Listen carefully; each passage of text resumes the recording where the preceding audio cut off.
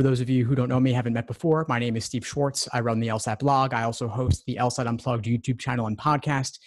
Been teaching the LSAT since 2005, and lots of changes in recent years with the LSAT-Flex and even a lot of law schools moving online. So I thought it would be fun to have a conversation about the LSAT-Flex changes along with Professor Reise of JD Navigator. Jen, you want to introduce yourself? Thanks, Steve. I'm really glad to be here with you. I'm a lawyer, entrepreneur, and a law professor. I teach business law courses at Mitchell-Hamlin School of Law as a visiting professor there. And I'm also the founder of JD Navigator, which is an online course and site to help people determine whether law school is right for them. So I'm looking forward to talking to you about in what circumstances law school might be right for someone in the pandemic situation. Excellent. Well, thank you for that. I'm sure folks will be very interested to hear more about that, especially with all the recent changes to law school and to society during this unique time. So I thought it might be fun for us to talk about all the changes, both with the LSAT and with law school. So I'm happy to share some thoughts on the LSAT-Flex side of things. Yeah. So what are you seeing on the LSAT-Flex? I mean, I've read a little bit about it. It's shorter. It's home. How did the first one go? Yeah, so the first one had a few issues with the tech, which is to be expected. The first administration, it was administered by a company called ProctorU, which administers a number of other online exams as well. But I think there were too many people in the system at once, and not all the proctors knew all of the rules. So there was some confusion around that. So I definitely feel for anybody who was the guinea pig in that May LSAT-Flex administration. I'm very hopeful that the June LSAT-Flex will go more smoothly with all of these lessons learned. I've put together some cheat sheets around that, just summarizing it, and I'll share that with everybody afterwards. But basically, it's important to know the rules, know your rights, correct the proctors if they make a mistake. And the next June LSAT-Flex is just a week or so away. Mm-hmm. Are you advising people to study any differently for the LSAT-Flex than for the regular LSAT? I am a little bit. I think that obviously the content of the exam has not changed at all. Just with the Flex, it's going to be 3 sections, not 5 with 4 scored. So logical reasoning matters a little bit less, and logic, aims, and reading comprehension matter a little bit more. So you may want to adjust the ratios in which you study those different sections. But that's really the biggest change of all with the Flex, other than the setting where you're doing it at home online versus in person on a tablet. So prepare like it's going to be game day. We know June obviously is a Flex, which is just a week away. The July LSAT will also be a Flex. So anybody taking those, you know what you're getting. August is the open question. Sure. I mean, none of us have any idea kind of the world that we're headed into. Our school's going to be able to be in person. Our event's going to be able to be in person. We all have to be very flexible. Yeah, that's what LSAC's trying to do, really. They're delaying decisions on this as long as possible, because I think they really want to do it in person. I would imagine just as law schools really want to hold their fall semester in person, so they're delaying making a decision on that. But you don't really know what it's going to be. So, and people have to make decisions on their end too, right? You have to know which format are you preparing for, just like you want to know, are you renting an apartment in the city where the law school is located, right? Right. Yeah, and I really feel for the people who are graduating law school and normally would be taking the bar exam in July, because a number of the states are still debating what they're going to do with the bar exam. Only a few states have chosen to go online. It's a complicated picture. Yeah, and online exams, it's definitely a different experience. You end up with issues of people having access to the appropriate devices, people having a good internet connection. And as far as the LSAT-Flex is concerned, if you don't have a good device or a good connection, you can reach out to LSAC and they'll provide you a loaner device, or they'll give you a credit. They'll reimburse you if you have to go to a hotel to take it, for example. They'll reimburse you for $125. I thought that was a great idea on their part, because we definitely know that some people don't have good internet access and or don't have good quiet places to do these kind of tests. So I appreciated seeing that LSAC is understanding that. Yeah, I think that was a little bit of a wake-up call for law faculty as well, to realize how much our students depended on the law building as the place that they studied. Yeah, it's true. To lose that was complicated. Yeah, it's true. And at home, your internet can be shaky sometimes. And I think the biggest thing for students taking the Flex is make a decision as earlier rather than later about whether your home environment is going to be suitable or not. Like, can you rely on whoever you live with to be quiet for those 2 hours? And can you rely on your internet to be strong enough during that period? Because if you think it's going to be okay or likely okay, but then test day rolls around and it doesn't work, nothing you can do at that point. You're going to have to ask for a refund or ask for a credit for a future testing date. And you don't want that chaos. So if there's any, to me, in my view, if there's any doubt about it, just ask them to help you out. Ask for a different device or ask them for a place to take it, because at least that way you can maximize the odds of it being good. Even if you do have to travel somewhere a short distance, I hope, to go to a hotel to take it there. Right. Right. And indeed, people have done that for the bar exam for years. I spend the night in a hotel before the bar to make sure that they get sleep away from their little ones or whatever. Yeah, I've heard the same for the LSAT as well. People actually traveling just to find a good testing center sometimes. Well, that's true too. Yeah, people don't necessarily live in a big metro area that offers one. So now we all can and have to do it from the comfort of our homes. Yeah. For better or for worse. Exactly. So I'm really curious to hear about your experience with this online conference that you attended last week. You told me that you were learning about law schools going online and online education. So I'm curious about your biggest insights or takeaways from that experience. What was that like? It was a great conference. It was put on by an organization called about if they're just applying to law school. But Callie is an advocate. I'm sorry, I'm having connection problems. Okay, there we go. Callie is an advocate of using technology in law schools and has been for a long time. And so they are excited to help law faculty build the skills that they need in order to be effective online educators, which is a new activity for most law faculty. There are some schools that have online programs, including mine at Mitchell-Hamlin, but many law faculty were thrust into teaching online with very little preparation or training this spring. So here's Callie stepping into the breach, trying to explore how do you have an online conference and how do you teach people to teach online. So it was a great conference. It was fun to try to find different ways to participate with people.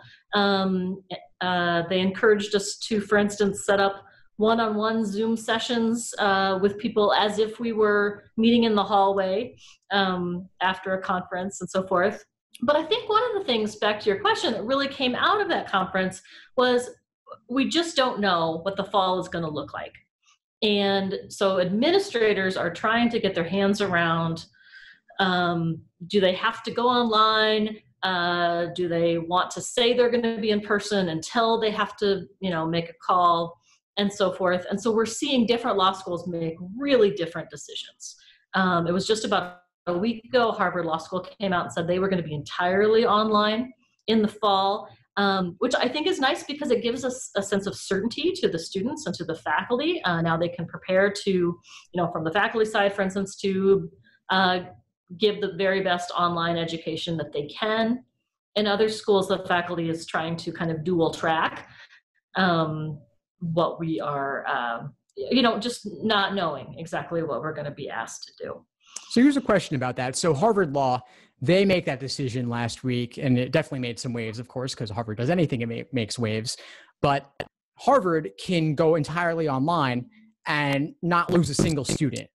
From an enrollment perspective, they've got the brand, they've got the credibility that people are going to go to Harvard Law regardless. Other law schools, if they were to go entirely online, might they not lose some students who want to hold off and not pay the same tuition for that experience? Yeah, I wonder about that too. And not even from tuition, but you see students say, I really want to be in person. I want to go somewhere that I can be in person. And in some sense, on some sense, I really respect that. On the other, I think it's natural human nature to wish that the pandemic wouldn't have, obviously, but that's not all. Unfortunately, we are going to be subject to various social distancing things. Schools are talking about, for instance, only having half the class come on Tuesdays and the other half come on Thursdays, and then you have to watch online, the other half so that they can have people spaced out in the classrooms. It's going to be different than it was last year, even for those who try to be in person. Right. And you mentioned the idea of simulating running into somebody in a hallway by having a one-on-one Zoom meeting. How might that play out in a law school setting? Mm-hmm. I really like teaching online, and I have a lot of one-on-one contact with my students, either by telephone or Zoom. It's easy enough to have office hours that people can drop in, to have scheduled face-to-face time, as well as obviously having synchronous class on Zoom. It's not a perfect solution, but I believe that online education is a good substitute for most of the things that you usually do in law school. Some is lost, but also some is gained. For instance, we're now preparing law students to go be lawyers who are going into a world where they have to, for instance, do online depositions and online arguments before a court. So the new crop of law students is going to be exposed to those kind of challenges just as part of their legal training. Yeah, that's a fair point. That everyone's got to get comfortable with doing stuff online. And I expect that even though a lot of these things like online depositions are uniquely because of the pandemic, and we may see a lot of that return to in-person when it's possible. But I don't think you don't think so? You don't think we're going to go back? Because for clients, a lot of the cost of depositions is flying your attorney to Omaha or whatever. If you can cut out all of that travel time cost and get basically the same result, clients aren't going to be willing to pay their lawyers to travel anymore. Okay, so the lawyers might not travel, but what about the clients themselves? Well, usually lawyers are traveling to clients to do the depositions, or are traveling to courts in order to do court appearances. So you hear like lawyers in Texas, for instance, have to travel long distances to appear at these rural courts for even small motions. Now those rural courts are now finally getting online. And that's going to make so much more sense to continue to do that in the future. It's going to save a lot of client money for all those lawyers driving there and make courts more accessible. Which is really the point, right? Is we want to maximize access to justice. Absolutely. We're talking about sort of the practice of law in a pandemic. I should probably pull it back a little bit to legal education or to choosing legal education. It's remarkable though how these courts that are so resistant to technology have been forced to do it, and sometimes even going farther than they needed to, like the Supreme Court becoming more open and accessible to the public in this way when it never was before.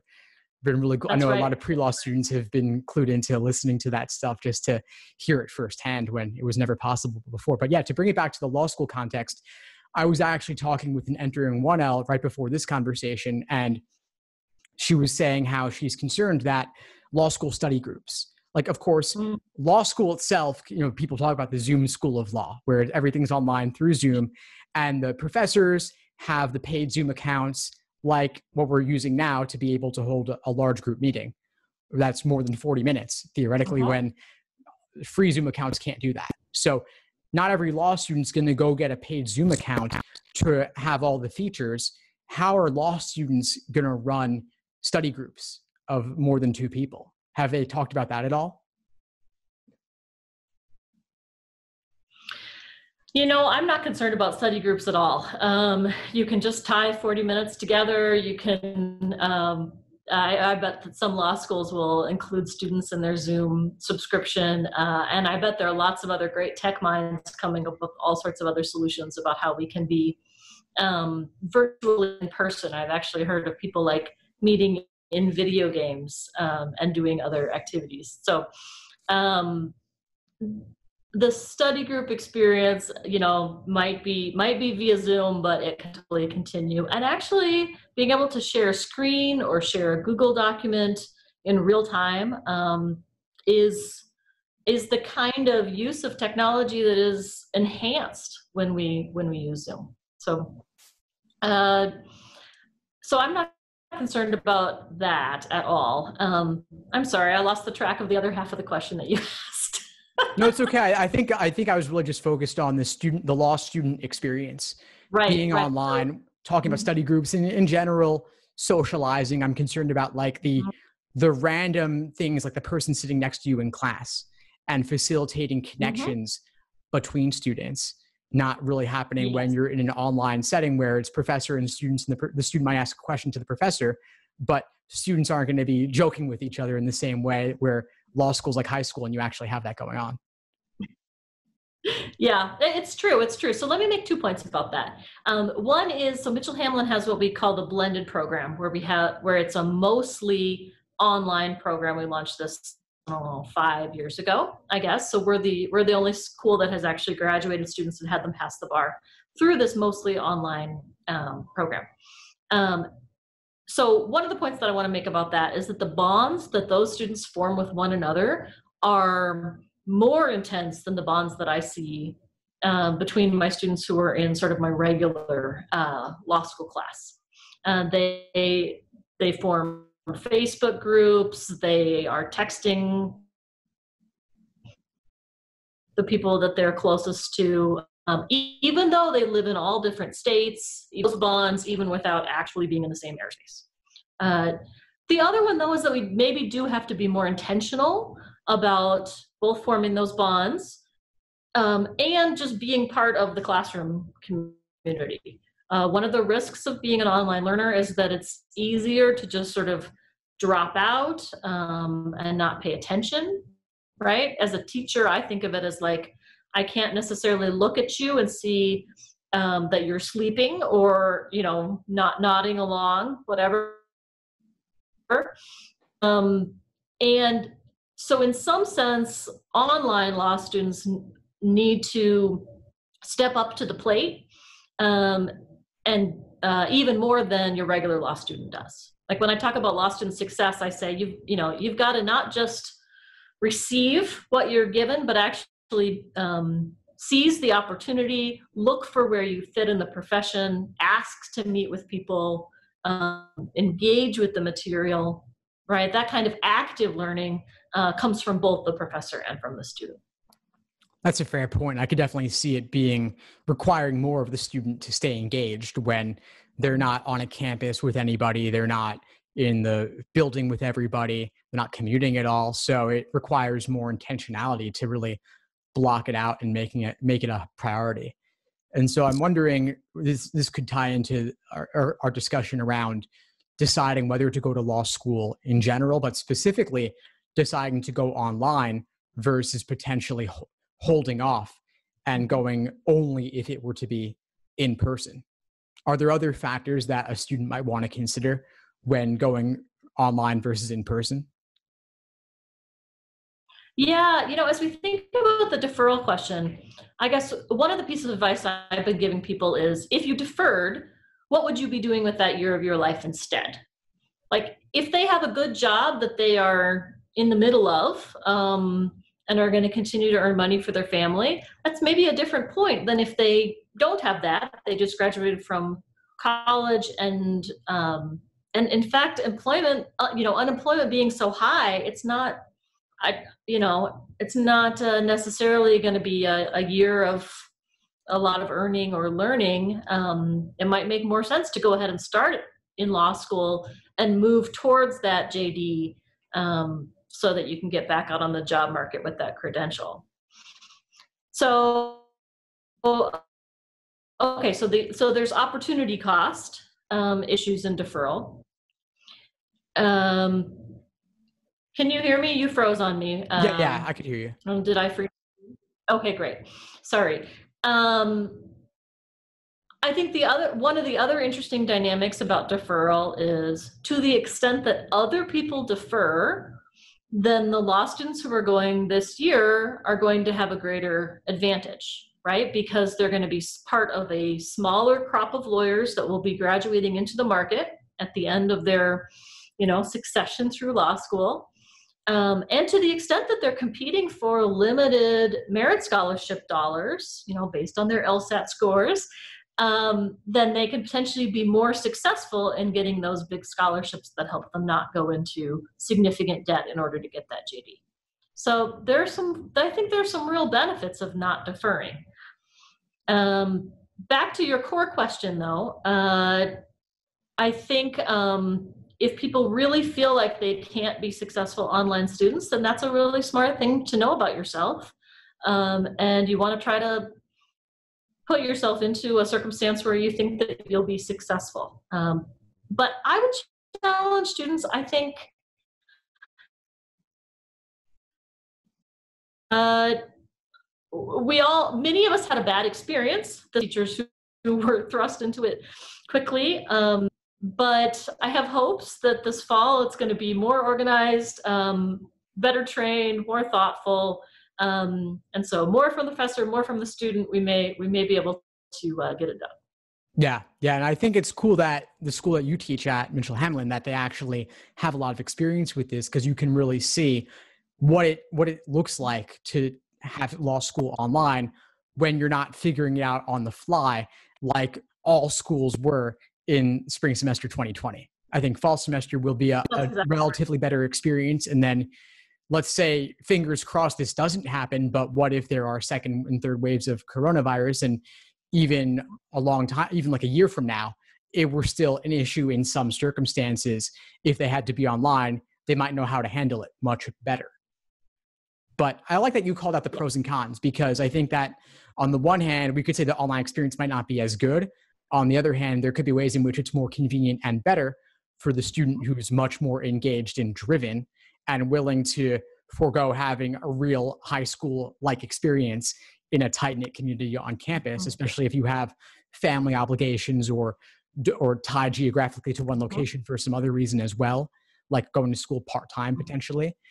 But as you also said, next cycle, for those who are applying this fall to start in fall 2021, as I know many of my students are, if not all of them, it's going to be more competitive, because like in many recessions, people look to wait it out by going to law school. So I do think that given lower opportunity cost with fewer career options, fewer job options, especially if you graduated in this past May of 2020, what else are you going to be doing, right?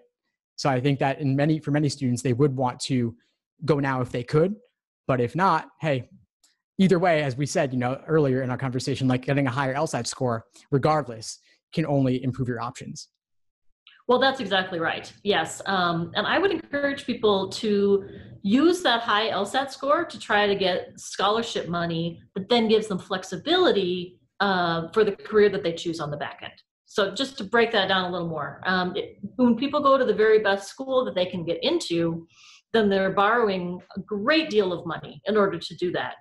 And so at the back of their, after graduation, they have this enormous debt load that they need to then get, a real job, right? Hopefully a big firm job in order to be able to pay down that debt. So people whose heart is really in public interest law, in civil rights, and litigation, in immigration, etc., those jobs are terrific and really important for our society, and they also don't pay well. And so to the extent that you can graduate from law school with that JD, but without all that crippling debt, then that opens up those career choices a great deal further. So that's why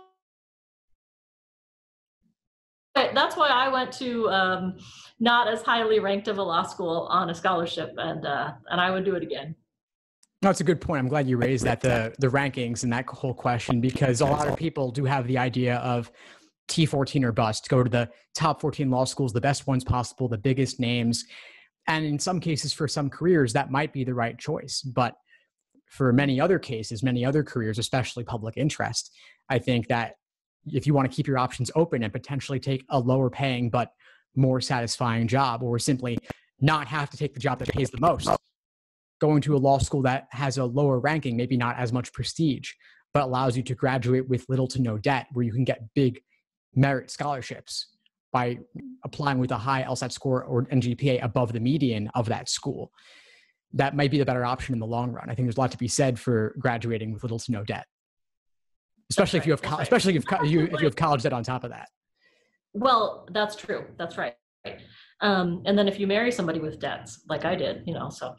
But that's why I started JD Navigator, because I was seeing all of these people go to law school with good plans about how they were going to help people, and then suddenly realize during law school that the career that they would find fulfilling wasn't a career that they could afford to have.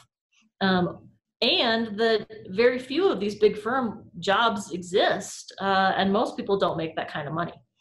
So it's important to have kind of the whole picture of, what you would do with your JD and how you get there, so that you can make a reasoned decision up front. So that's why I launched this this online course that I call JD Navigator, to help people think through that decision in total before they plunk down all of that money. Well, that's awesome. I think it's a valuable resource that you put together just to help people think through all the different factors, because it's a big decision to go to law school at all, and then to choose where to go after that, to weigh ranking versus scholarships, for example, and graduating without debt. So I'm wondering, especially given current situation with the pandemic, what are some of the other factors people should be thinking about when they're choosing which schools should be on their short list, and breaking down, reach versus target versus safety? Do you think of things in that way? What's most useful in putting together that list of schools to apply to? In the pandemic context, I think you've got some extra questions about what is your plan for the fall, or for, when you would come, right? What kind of steps are you taking to keep us safe if you say that you're going to have in-person classes? What kind of experience and training now have you had in teaching online? And what are your contingency plans in case of a second wave? I would ask schools that. And if they say basically, we don't believe there's going to be a second wave, or we're not concerned about your safety, then that's some pretty important information that you have gleaned. Absent the pandemic context, I would definitely, as we thought about a little bit in the bar exam context, lawyers are still regulated state by state. It's very 19th century. And so it is common that the law school that you go to is going to help you get connections, clerkships, etc., in the community in which the law school is, that then are the contacts and jobs that you need in order to get that first real job out of law school. And therefore, that's the state bar that you sit for. And then you're trapped into staying in that state for maybe forever, or for 7 years until you can waive into another state. So you might not be realizing that the law school decision is in some sense a decision about where you want to live in your early adult life. I certainly didn't understand that.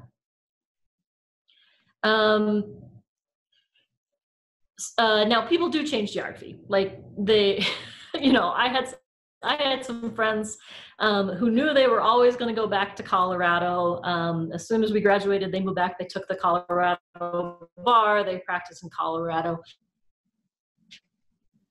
But that was the exception rather than the norm. And it was a little harder for them to get summer jobs in Colorado from being in law school in Minnesota, et cetera. Yeah, so geography definitely plays a role there. With coronavirus, if things are online, maybe geography doesn't matter as much. I'm wondering, when it comes to post-graduation and networking, how does that work if you're online? You're not in the same geography. Is it just about going through LinkedIn? Right. Well, and it's funny because I agree that geography isn't that important, shouldn't be that important in our digital age. But lawyers are still regulated by state. So at some point, you're still going to have to figure out what state bar you're going to sit for and what state you're going to be, allowed to practice in. Again, it doesn't fit very well with kind of our digital world. Networking online, I think, is harder. I think we're still learning about what that looks like. In these early days of the pandemic, like basically bar association activities and stuff just stopped. So at some point, we're going to have to try to figure out how to restart that, how that looks. Again, I really respect that Callie went ahead and just gave it a shot. What can an online conference look like? And hopefully we'll get better at that. Yeah. At this point, like LinkedIn and Twitter are important ways for people at least to be communicating about what they're doing, what they're thinking about, and connecting with one another. Yeah, yeah. It was nice to see that they put that together so quickly as well. Now, I'm wondering, one question I've been getting from a lot of students in my courses is around the idea of pursuing public interest law, specifically those who are feeling affected by or connected to things around Black Lives Matter, recent protests, police brutality. And I'm wondering if you can speak at all to like how student perceptions of criminal defense law, for example, or criminal justice law might differ from the reality of that practice. If you have any personal experience with that area of law, or you could speak to what that actually looks like. And folks can feel free to ask questions too. Yeah. I think it's tough because there just are not that many like jobs that you can go to an employer and apply for in those kind of civil rights, social justice kind of jobs. And if there are, they don't pay very well. Like the ACLU and the NAACP and others do employ lawyers, but not very many. And certainly not at the kind of rates that we see from, say, Sullivan and Cromwell and the big New York firms. Okay, so it is a common thing that people go to law school excited to change the world, and my hope is that people will find a fit in the profession and a way to give back and be part of helping the community move forward, even if they are not one of those couple lawyers who are actually in those jobs. But it might be somewhat disappointing for students. That is disappointing, honestly. I feel like a lot of students, and they can feel free to chime in, like I would imagine, and I have a question here from Markeisha in the chat saying, let's say that pay is not the driving factor. How would you select a firm or organization that's rooted in change? What about the people who don't just want to spend 10% or 5% of their hours on pro bono, but they really want to be all in on this, even if it means they're getting paid a much lower salary? What do they do? Mm-hmm. Yeah.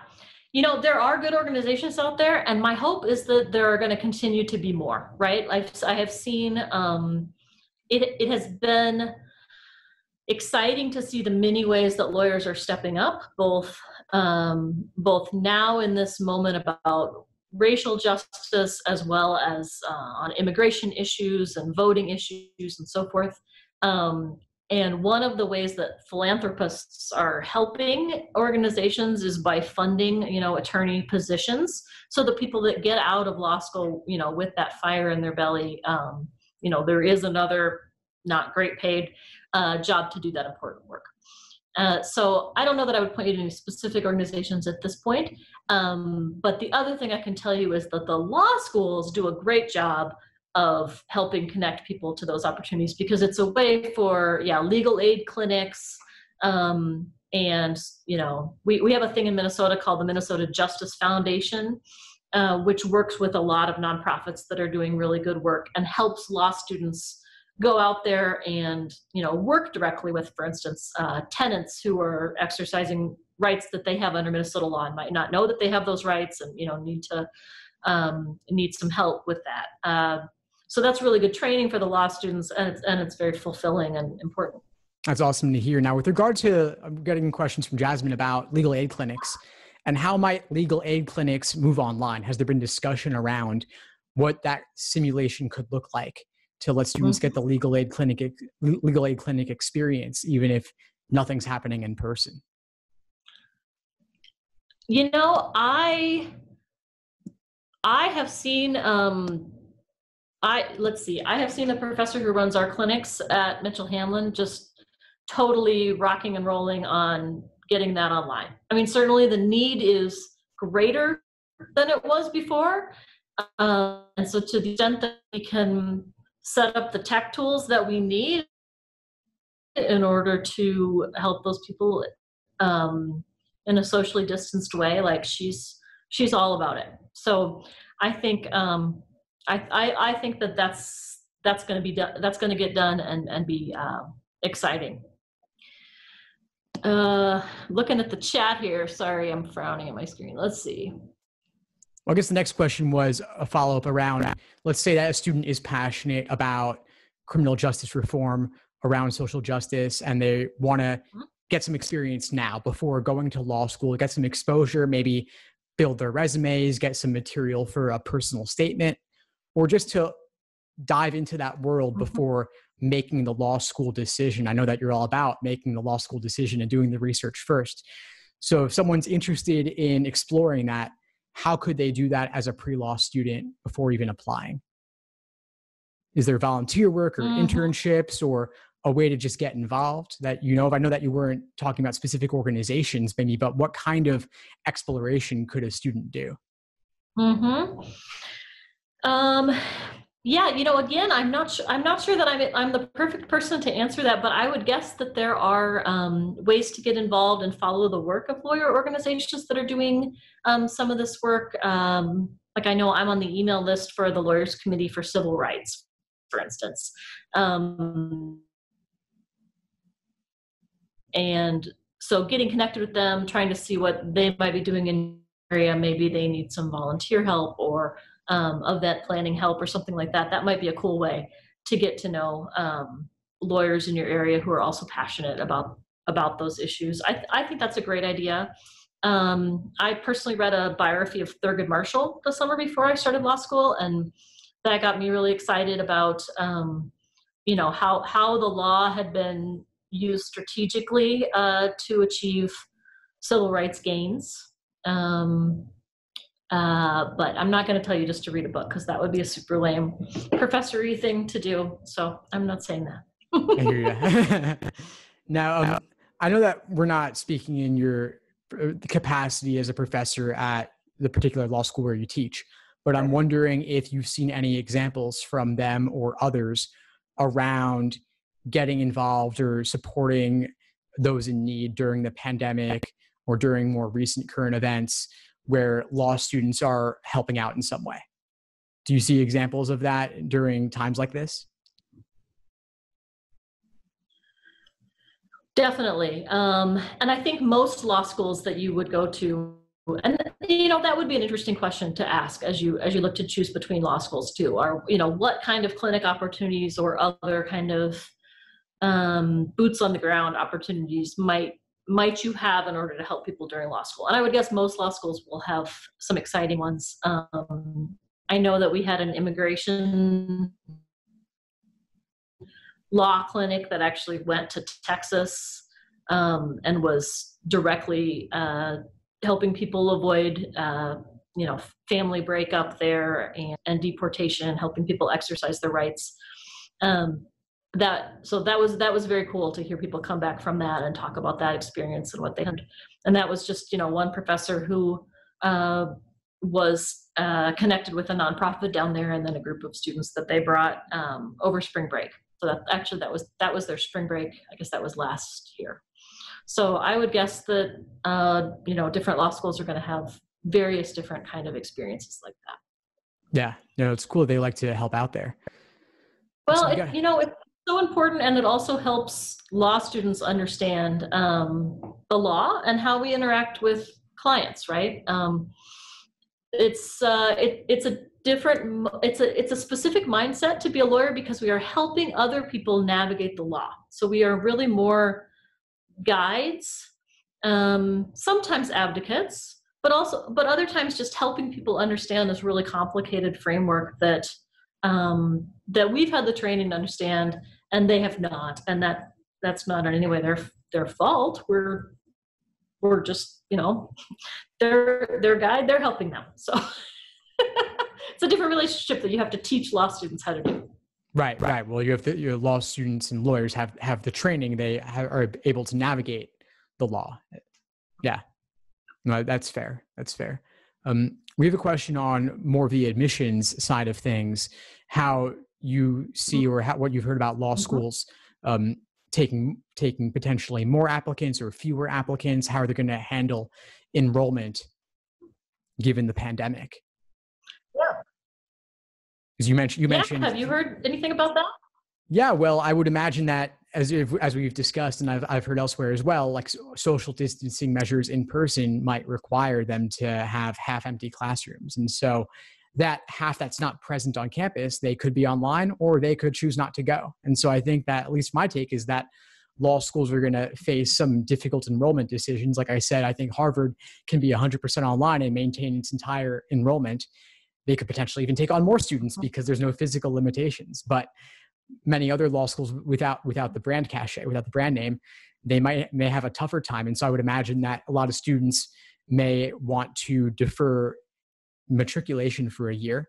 And if they're able to, then those schools may have to dig deeper into the wait list, maybe lower their medians a little bit, or to maintain their medians, they may need to shrink their class sizes. And that could be obviously a financial issue for them because they have their overhead regardless. So I would imagine overall that they may have to admit more students in order to meet the same enrollment goals. But I think every law school will handle it differently. Mm-hmm. Yeah, I don't think that it's going to be a more challenging time to get admitted. I think if any, it's a good time to go to law school in the sense of you are a stronger candidate compared to maybe where you would have been 2 years ago. Yeah, thank you for that much more concise articulation of the idea. I think that overall, entering fall 2020 will be less competitive, and entering fall 2021 will be more competitive than average. And so if you've got your LSAT largely figured out, let's say you're taking it in July or June, July, or August to start in 2020, and you're willing to go online, you might be able to get a little bit more scholarship money and or maybe be able to get into a better law school. Alternatively, if you want to start fall 2021, like many more people will, with a greater odds of being in person, and then I think in that circumstance, it may be a little bit more competitive. But either way, of course, as I always say, despite the uncertainty, a higher LSAT score will help you get more scholarship money and get better outcomes regardless. Yes, for sure. And the really interesting thing about this is, we can talk about fall 2020 and fall 2021, but the complicated question about what you're going to do with your JD is, what's the market for lawyers going to look like 4 years after, 3 years after that? Nobody can tell you that. Yeah. So in some sense, it's a leap of faith. And is it time to take this leap of faith, or do you want to do something else first and then reconsider? Yeah, that's the flip side of it. That's the other point, is the opportunity cost. I know I graduated from law school. Exactly, right. I graduated from law school just before turn in 2000. Normal year of hiring and summer associate hiring and all that stuff. And the people who went to law school 1 year behind me had a much harder time finding jobs. Again, this just luck on my part. Yeah. So, all right. So what haven't we hit? What haven't we covered? Other factors to consider? That is a great question. Let me look at my little notes here. Yeah, I guess the other reason that I really started JD Navigator that I would love to just hit again is, we talk a lot about how do we get a high LSAT score, where should we go to law school. I encourage everybody to just take a minute and just make sure that being a lawyer is what they want to do. And if you do, then yes, you got to go to law school in order to be a lawyer. You got to go work hard and rock the LSAT in order to go to law school. But all of those are just tools in order to get to this place where you're acting as a lawyer. And so you want to make sure that you understand what lawyers really do, which is varied. And there are lots of different kinds of lawyers also, but really none of them are the same as the people on Suits. Sorry. Or Law and Order. So you want to make sure that you have a good idea of where you might fit into the profession, and that's going to make it worth all that. Because nobody goes to law school for fun. Nobody takes the LSAT for fun. Well, maybe you, Steve. I don't know, but I would, yeah. But you do it in the service of those larger goals. So that's why I started JD Navigator, to hopefully help people get that perspective that then theoretically can help them carry through that difficult process, that long road. Thank you for that. I think that's really important to slow down and take the time to think, why law school? What does it really look like to be a lawyer? And take a moment to slow down and think through that question before going down this entire road. But if it is right for you, then fantastic, because the world definitely needs a lot of great lawyers who are motivated by that passion for justice, but it also has to be balanced by at least a little bit of practicality, given the big investment involved in 3 years and such. So I appreciate your helping walk through some of the practicalities involved. I think it's important as well. You got it. Yeah. And I would love to offer your listeners here a coupon for my online code. We can post it maybe in the show notes below or whatever. That if people want to take that 2 hours to hear more from me, then they can do so at a reduced cost. Yeah, sure. Feel free to share whatever details you want, and you can share them now, just speak it out, or you could email me later and I'll include it in the description for this class. Yeah. So let's do both. How about that?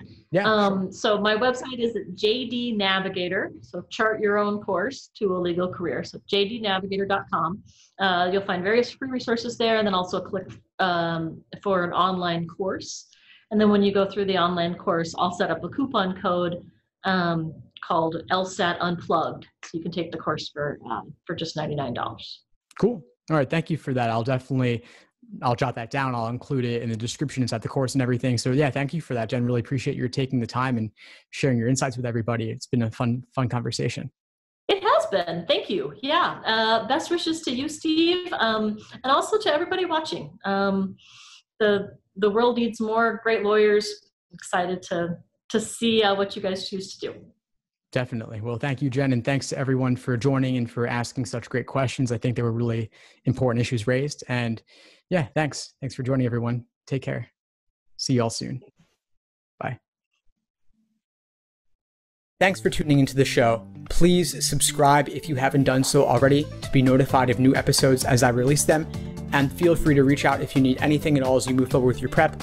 I'm happy to help however I can. In the meantime, I wish you all the best and take care.